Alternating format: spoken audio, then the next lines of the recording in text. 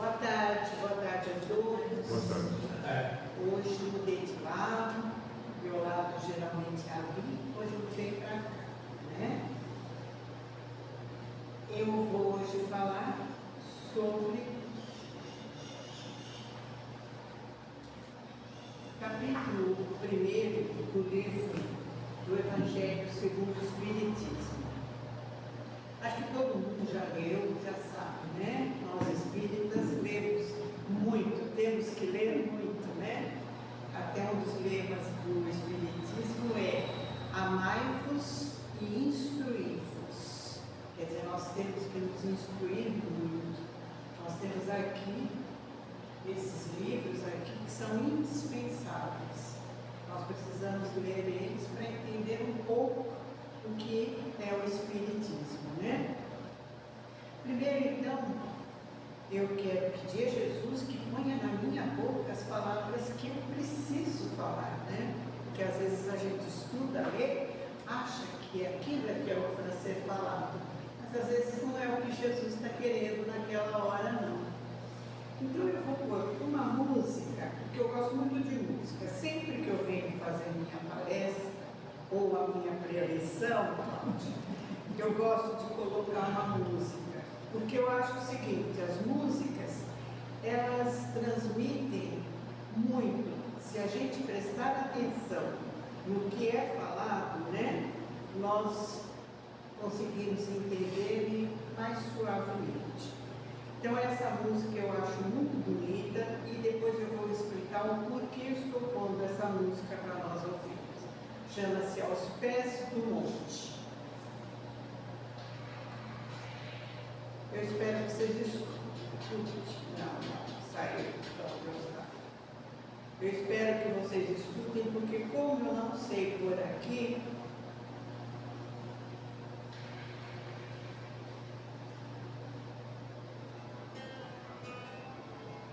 estão escutando? Quem está mais em cima?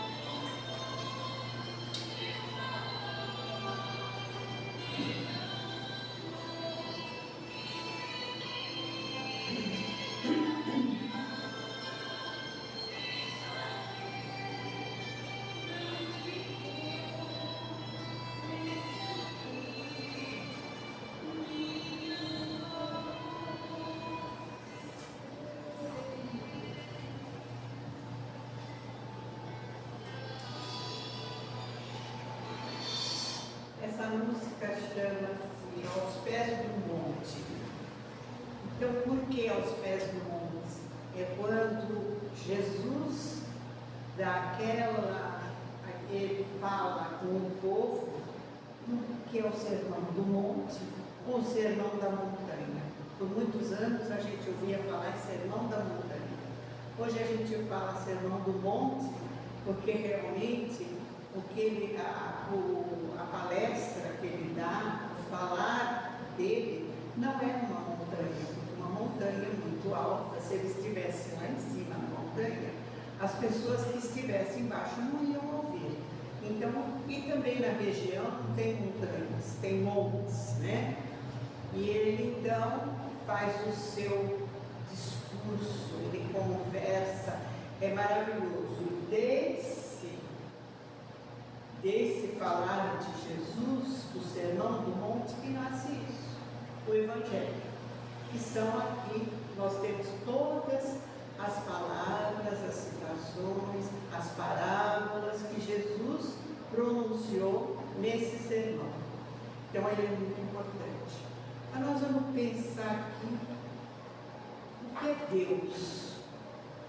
Então, no livro dos Espíritos, nós temos aqui o livro dos Espíritos, fala: Deus é o infinito, o eterno. Deus é a inteligência suprema, a causa primária, a inteligência suprema e a causa primária de todas as coisas. Aquilo que não tem começo nem fim, o desconhecido. Tudo que é desconhecido é infinito. Deus é eterno. Nós somos imortais. Aí vem a nossa diferença com Deus, né? Deus eterno, nós imortais. Somos espíritos imortais. Então nós temos que pensar no que eu vou falar hoje. Capítulo 1, Jesus falou sobre não vim destruir a lei. Por que ele fala isso no seu sermão? Não vim destruir a lei. Porque antes dele já tinham tido os outros profetas, patriarcas, que instituíram leis, né? Então nós tivemos Abraão, Abraão foi o primeiro profeta a falar no monoteísmo. Foi o primeiro. Porque naquela época de início de todo aquele povo que estava começando a se conhecer no planeta, eles adoravam tudo, né? Eles adoravam animais, eles tinham crença na deusa da fertilidade, na deusa do amor, da guerra. Era Deus e deusa para tudo quanto era lado. E Abraão já vem e institui o monoteísmo, só existe um Deus. Bom, isso foi Abraão, mas depois de Abraão vem Moisés. Então, a Moisés, nós vamos ver com Moisés a primeira das 3 revelações. Nós temos 3 revelações: Moisés, o Cristo e o Espiritismo. Com Moisés, o povo ainda era muito rude, ignorante, adoravam imagens, faziam sacrifícios absurdos, né? E quem já leu na Bíblia o Êxodo, né? Eu acredito que vocês conheçam alguma coisa sobre Moisés, né? Então, naquele tempo, eles ainda acreditavam nisso. E o povo hebreu, naquela época, estava escravizado pelos egípcios. Eles estavam no Egito como escravos há 400 anos. Então, eles já estavam com muita cultura dos egípcios também, que era totalmente diferente. Eles tinham os deuses e as adorações deles. E o povo hebreu, como escravo, vivendo há 400 anos, lá no Egito, começou a ter aqueles mesmos pensamentos, aquelas mesmas adorações. E Moisés teve como missão ensinar ao povo hebreu que só havia um Deus, que é o nosso Deus, Criador, nosso Pai, a inteligência suprema que eu falei, que eu li aqui agora para vocês. Então Moisés, vocês conhecem, todo mundo conhece a historinha de Moisés? Conhece, né? Ele foi encontrado num cesto de junco, né? A mãe era hebreia e ela pôs, como estavam matando os meninos hebreus na época, o faraó não queria que os meninos, que a população hebreia crescesse, deu uma ordem para matar os meninos. Então, todo menino que nascesse, as parteiras tinham por ordem matar o menino. Menina não, mas menino sim. Então a mãe hebreia deu à luz um menino, que é o Moisés. Pôs uma cestinha de junco, viu a filha do faraó se banhando no rio. Qual foi a ideia dela? Pôs no cesto, vou pôr aqui no rio, o rio vai levar a criança. A filha do faraó tinha perdido um filho há pouco tempo. Então ela estava, mãe quando perde filho deve ser uma coisa muito dolorosa, né? Ela estava machucada. E a mãe do Moisés fala para a filha pequena, vá até lá e espere ele chegar perto da filha do faraó. E é o que a menina faz, ela fica por ali perto da mãe do faraó. Quando ela vê aquela cesta de junco, aquela criança lindinha que devia ser, né? Ela pede para as escravas pegarem aquela cesta. Ela pega o menino e leva para o palácio e cria como filho. Então Moisés é hebreu, mas foi criado pela filha do faraó com os conhecimentos dos egípcios, com a religião dos egípcios, né? Com tudo que tinha lá dentro, lá no Egito. Mas o sangue fala alto. E ele, quando vê o seu povo sofrendo como escravo, que acho que estavam construindo as pirâmides, né? Eu imagino. E quando ele vê que aquele povo está sofrendo, ele pensa e ele recebe como missão, ele já tem essa missão de Deus, de libertar o povo e levar para a terra prometida. E é o que Moisés faz. Ele, junto com o irmão, porque Moisés, não sei se vocês sabem, ele era gago, ele não conseguia falar. Então ele pedia para o irmão ajudá-lo, que o irmão falava com o faraó, né? Então tem aquelas 7 pragas do Egito, de gafanhoto, de morrer, matar os primogênitos morriam, são 7 pragas.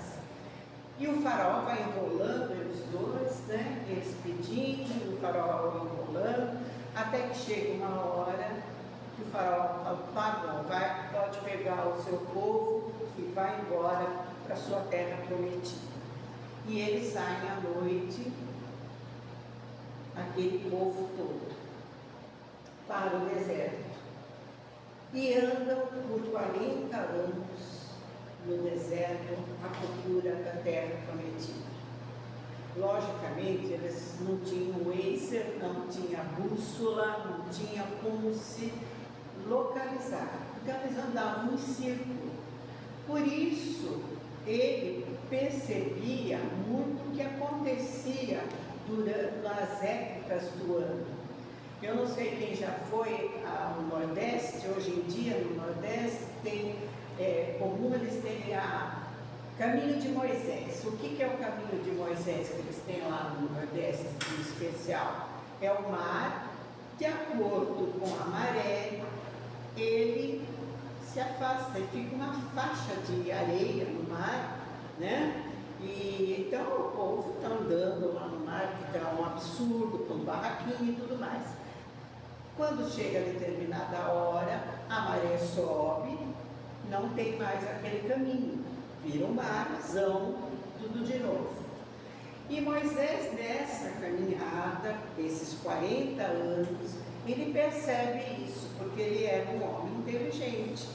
Ele percebe a força da maré, da lua, né, que faz movimento com a maré, mudança de maré. Ele percebe e ele então faz com que eles atravessem o mar, né? Tem um filme lindíssimo, vocês assistiram, né? Quem é da minha idade, na minha época, deve ter assistido, né? Moisés.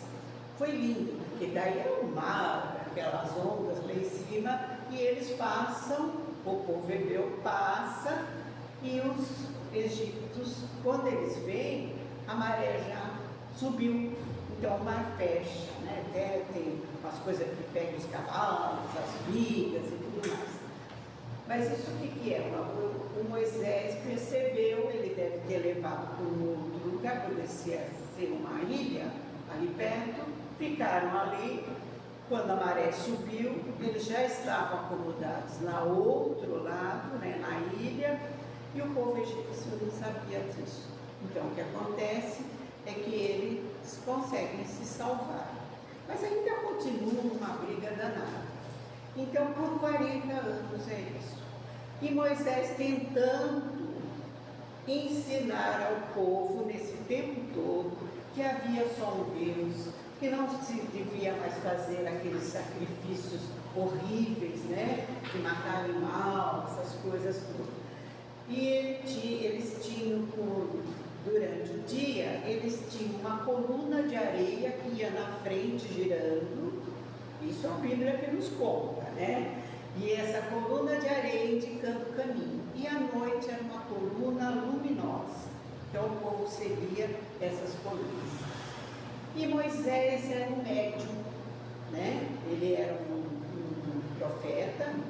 Um profeta, todos nós somos médicos, todos nós. Não tem ninguém que não seja. Só que a gente precisa estudar, precisa trabalhar, precisa se concentrar para poder exercer a mediunidade, né? Então, ele era um médium muito bom. Moisés era poderoso. Ele subia, ele se concentrava e recebia mensagens. Na Bíblia nós lemos que ele fala com Deus. Eu, particularmente, acho que Deus não ia ter essa comunicação direta com Moisés. Eu acredito que ele tivesse mensagens de espíritos muito evoluídos, tais como Jesus, né? Jesus, um espírito evoluído. E os espíritos davam os conselhos: olha, não pode fazer imagens, não pode adorar imagem, não façam mais. Eles faziam um bezerro, adoravam o bezerro, às vezes matavam, aquelas coisas. E a parte moral, que era muito terrível, porque o povo moralmente ainda não estava preparado, como nós ainda não estamos, né? Então, quando Moisés recebe, ele sobe no monte Sinai e recebe de Deus os 10 mandamentos que vocês todos conhecem, né? Amar a Deus sobre todas as coisas, amar ao próximo a si mesmo, não matar, não furtar, não cobiçar a mulher do próximo, o carneiro do próximo, a casa do próximo, era para não cobiçar nada. Respeitar pai, honrar pai e mãe, né? Então, 10 leis são as leis que Moisés recebeu para transmitir para o povo, né? E essas leis eram mais assim, eles têm a parte divina e a parte moral.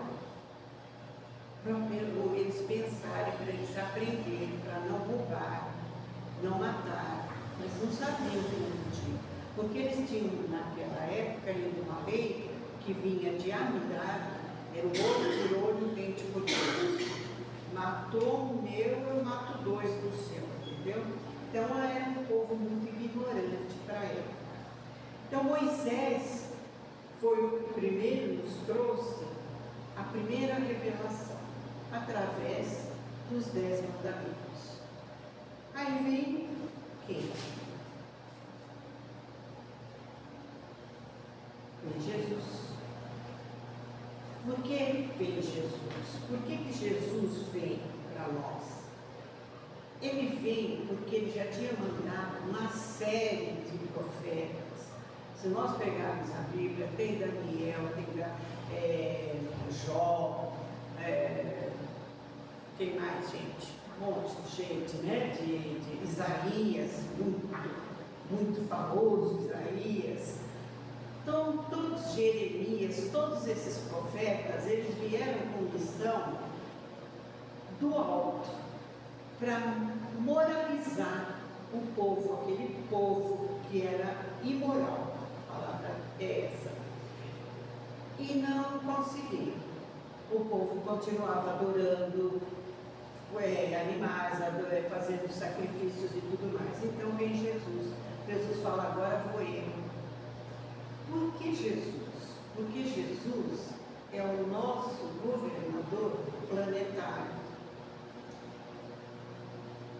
Há 4,5 bilhões de anos já existia uma comunidade espiritual de espíritos muito evoluídos que criaram o nosso planeta. Eles se reuniram, esse grupo de espíritos puríssimos, muito elevados, para criar o nosso sistema planetário. Veja como nós estamos atrasados. Se há 4,5 bilhões de anos atrás já existiam esses espíritos evoluídos que criaram o sistema solar planetário, nós ainda estamos aqui. O que nós sabemos criar? Então, esses espíritos, eles foram os responsáveis pela ordem celeste, né? São espíritos puros, que nós não temos nem noção. Um deles era Jesus. E Jesus ficou sendo o escolhido, talvez pela equipe, como governador do nosso planetário. Ele é o Cristo planetário. Foi ele quem criou o nosso planeta. Então Jesus fala, eu preciso ir lá para ajudar esse povo moralmente, né? Então ele veio, mas ele fala, e por que aqui o primeiro capítulo do nosso livro do Evangelho segundo o Espiritismo fala, não vim destruir a lei. É Jesus quem fala isso. Jesus disse, não pensem que eu vim destruir a lei, ou desmentir o que os profetas disseram. Não vim destruí-los, mas vim para dar cumprimento às leis de Deus. Em verdade, eu digo a vocês que o céu e a terra não passarão, antes que tudo o que está na lei será totalmente cumprido.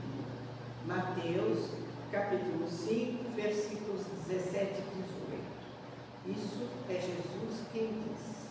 Ele não veio falar que a lei de Moisés, de Abraão, de Jeremias, de Ezequiel, de Jó estava errado. Não veio mudar nada disso. O que eles falaram é para ser ouvido.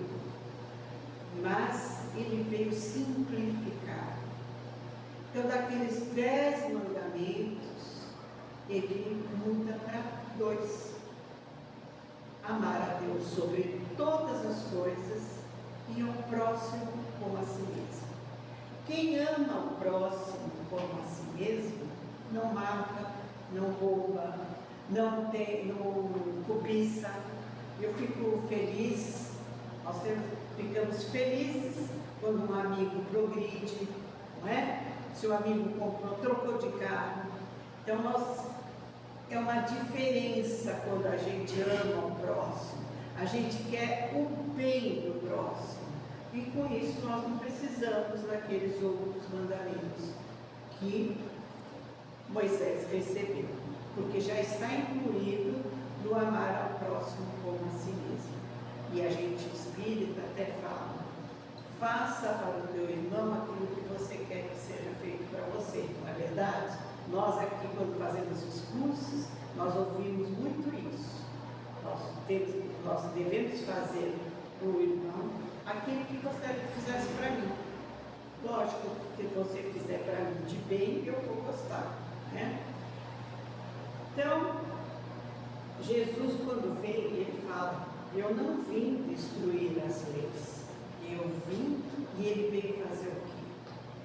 Ele mudou para 2 mandamentos, e Jesus não só falou o que os outros profetas falavam, Jesus pôs mãos à obra. Ele fez, ele andou com prostitutas, com pessoas ricas, com pessoas pobres, com leprosos, com cegos, com doentes. Ele pôs em obra o que foi falado, né? Nós sabemos que ele andou, ele fez um trabalho em 3 anos, e até hoje, esses 3 anos que Jesus fez, nós não esquecemos. Nós estamos há mais de 2000 anos relembrando, lendo, sabendo, ouvindo o que Jesus fez há mais de 2000 anos atrás. Nós não lembramos às vezes o que Isaías fez, Jeremias, né? Daniel, Jó. Nós sabemos que existiram esses profetas, mas a gente não lembra exatamente o que eles fizeram. Agora, Jesus, nós lembramos, nós sabemos o que ele fez. E esse é um sermão em que ele dá as regras para aquele povo a ser um bom cristão. É quando ele dá as regras para os cristãos. Jesus, para nós, é a personificação do amor. Tudo que ele fez foi por amor. Ele não fez nada que não fosse por amor, né?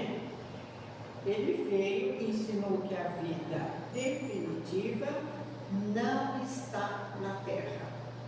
A vida definitiva está na vida espiritual. Por isso, nós temos que trabalhar, nós temos uma série de leis para cumprir, para a gente pensar na nossa vida espiritual, que é a mais importante. Nós somos espíritos encarnados. Isto vai sumir. Velhice, carne, osso, some. Mas o meu espírito, não. O meu espírito vai continuar. O espírito de todos nós é imortal. Isso nós sabemos, nós cremos, e nós temos que trabalhar, fazer de tudo que pudermos de melhor para a nossa vida espiritual, que ela vai ser de acordo com aquilo que nós fizemos aqui, agora, nesse estado que estamos, né? Ele transmitiu, então, todo esse conhecimento através também de parábolas, né? Nós conhecemos várias parábolas de Jesus. Parábolas porque era a forma que o povo da época, por ser rude, muitos analfabetos, mesmo porque, gente, não existiam os livros para ler, né? Hoje nós temos. Se eu quero saber o que fazer para ser uma boa espírita, para eu ter um espírito evoluído, só ler. Mas nós não lemos, né? Ou se lemos, lemos como? Sabe aquela musiquinha que a gente canta com as crianças na escola? O sapo não lava o pé, ele mora na lagoa, não lava o pé, por quê? Porque não quer. Nós temos tudo, nós temos tudo isso aqui. Nós temos tudo para crescermos espiritualmente. Mas nós somos igual o sapo, não lavamos o pé porque não quer. Ele mora na lagoa, nós moramos aqui. E a gente teria que ler, se informar, praticar, principalmente praticar o amor.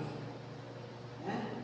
Vir aqui, no sábado à tarde, abrir o centro, né, Isaías? Arrumar tudo, né? Pôr uma aguinha lá para fluidificar. Isso é trabalho. Vir aqui ler o livro é trabalho. Então, nós todos aqui podemos fazer isso, tranquilamente. Estamos todos preparados para isso, né? E Jesus falava em parábolas porque era mais fácil. Porque o povo era muito ignorante, então ele contava a historinha do bom samaritano, né? Da semeadura, falava em carneirinhos, no redil, porque era o que o povo entendia. Nós já passamos dessa época, então nós temos que ler, é o que nós temos que fazer para aprender. Jesus foi um modelo, cumprindo a lei pela prática, perdoando, amando e mostrando o caminho. Ele mostrou o caminho para nós. É só nós lermos o que foi essa vida. Tem uma série muito bonita na Netflix, acho que é na Netflix, que é de Chosen, né? Que eu recomendo, assistam, é lindíssima, e é a história de Jesus, né? E Jesus enfatizou muito que as leis divinas são eternas, amar a Deus sobre todas as coisas e ao próximo como a si mesmo. É eterno. Nós nunca vamos deixar de fazer isso. Mas nós precisamos realizar, né? E ele, quando diz aqui no livro, céus e terra não passarão sem que tudo se cumpra, é o que ele quis dizer. Nós vamos ter que fazer tudo e o mundo vai mudando. Jesus, então, substituiu o temor pelo amor, porque antes o povo obedecido com medo. Era um Deus bravo, um Deus que mandava matar. Não sei onde que eles tiravam isso da cabeça, né? Mas Jesus veio e falou, não é nada disso. É amor, é através do amor que nós vamos crescer. E depois veio a terceira revelação. Então, nós estamos a primeira foi Moisés, a segunda, Jesus, que eu não posso me estender muito, porque eu tenho meia hora. Para falar de Jesus, ele viveu 33 anos.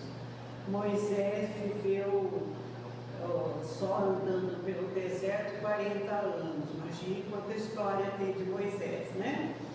Aí vem a terceira revelação, que é a que nós conhecemos, estamos conhecendo, que é o Espiritismo. Para falar sobre o Espiritismo, também precisaria de muitas horas, porque tem uns 150 anos de Espiritismo, né? Através dos livros, através de Kardec, né? E tudo mais. Só de história, então, nós íamos ter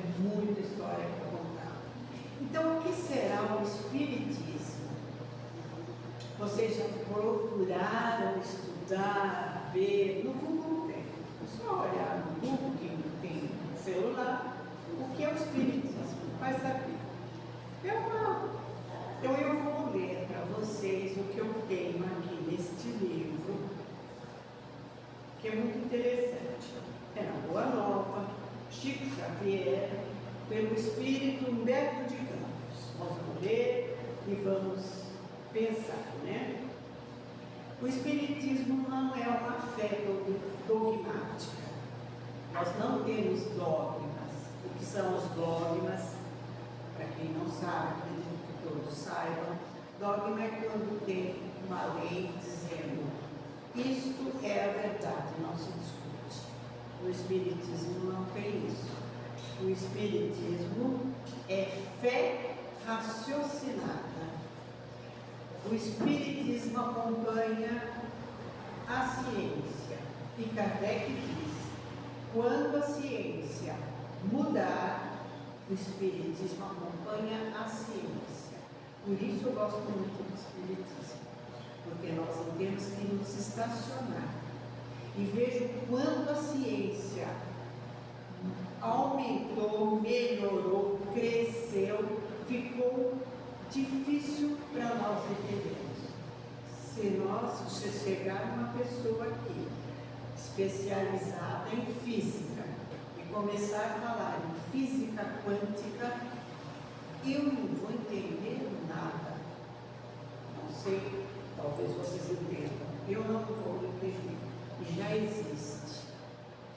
E são através dos cientistas, junto com a religião, que nós crescemos. E crescemos espiritualmente também.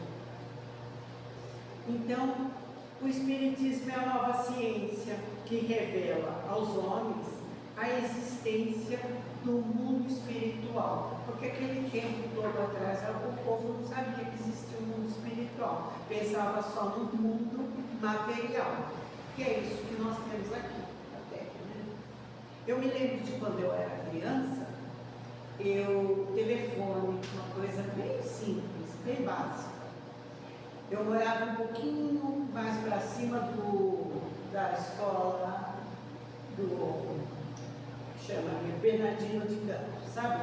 A escola Bernardino, aqui em São Paulo, quem é de São Paulo conhece a escola, porque foi onde todos nós de idade, como eu, estudou.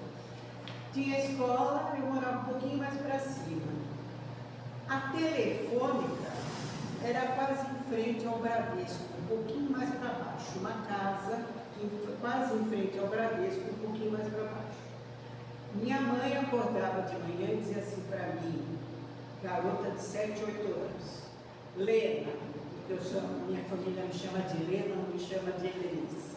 Lena, vai lá na telefônica, pede para a telefonista fazer ligação para a tia Francisca, que era a irmã dela. E a minha tia tinha telefone. Nós éramos pobres e naquela época só quem era rico que tinha telefone. Pobre não tinha telefone não, né? Como nós temos tudo agora, tem telefone. Então eu ia lá e pedia para o telefonista, olha, minha mãe mandou pedir esse telefonema aqui para São Paulo. Quantas horas vai demorar? Fala para a mãe que vai demorar 3 horas. Voltava lá para casa, mãe, vai demorar 3 horas a sua ligação para São Paulo. E eu sou desse tempo. Mas daí veio o telefone que começou a vender o telefone, era caríssimo, não podia comprar de jeito nenhum. Depois começou a ficar mais barato e por fim veio o orelhão, tinha na rua, a gente podia falar no orelhão. Imagina que o Pedro não chegou a ver o orelhão, né, Pedro? Aí nós fomos pro celular. Veja o celular, gente. Não só conversando a hora que quiser, com quem quiser e onde estiver. Eu converso com meu filho que mora lá nos Estados Unidos, não só converso, como vejo, ele sai para a rua, passeia com o cachorrinho, eu vou junto, né, conversando. Gente, isso é ciência, isso é maravilha. Então nós não podemos estar naquele tempo de Moisés, né? Nós temos que caminhar. E o Espiritismo caminha junto. Olha que coisa maravilhosa. Né? Estou passando na hora, vocês já dão valor. Tá? E muitas coisas, né? Questão de fogão, Isaías, dona, esqueci o nome dela. Nós lembramos do fogão a lenha, né? Que tínhamos em casa. Nossos pais tinham um fogão a lenha, né? Isso, fogão a carvão, não é? Até chegar no fogão a gás, fogão elétrico, e agora é fry, micro-ondas, sei lá mais o que. Veja bem, então a ciência cresceu. O homem foi para a Lua. Eu fiquei encantada quando o homem foi para a Lua. E está mandando coisa para Marte. E nós? E a moral? Como é que está a moral? Porque a parte ciência está indo. E a parte moral do povo? É aí que peca. Será que nós estamos crescendo moralmente? Como é que está a nossa população, a nossa vivência moral? As músicas. Eu gosto muito de música, mas nós precisamos saber escolher, porque senão a moral cai, né?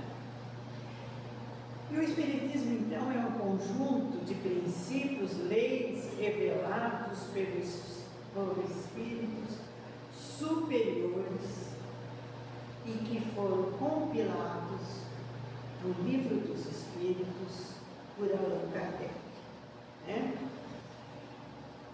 Nós temos os livros, o Livro dos Espíritos, que foi o primeiro, o Livro dos Médiuns, o Evangelho segundo o Espiritismo, que eu acabei de ler alguma coisa, o Céu e o Inferno e a Gênese.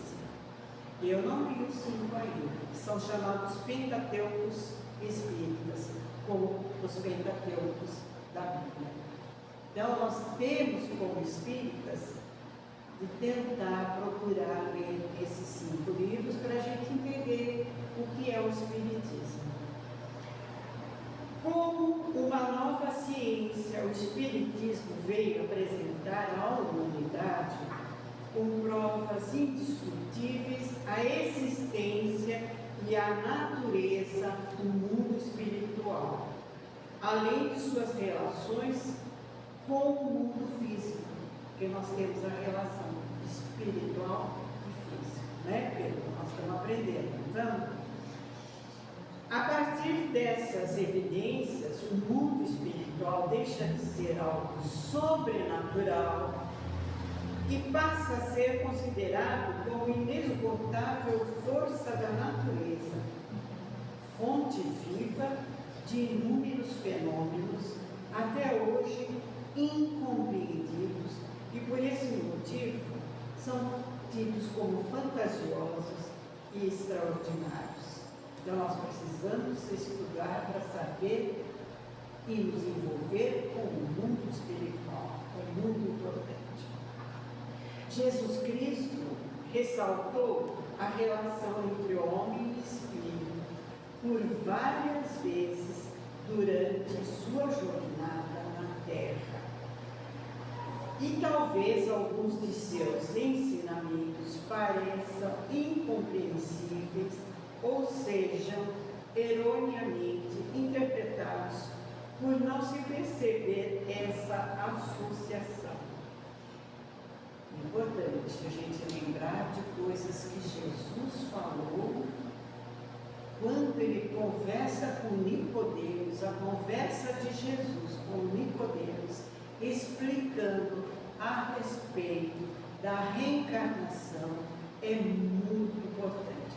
Nós vamos ter uma palestra agora, acho que é dia 17, se não me engano, de março, 7 de março, sobre isso. Convido todos vocês aqui a virem para assistir essa palestra. É muito importante. A gente precisa entender, né? Não dá tempo de eu explicar, porque também eu preciso entrar num plano muito difícil. A doutrina espírita revela novos e profundos conceitos sobre Deus, o universo, a humanidade, os espíritos e as leis que regem a vida.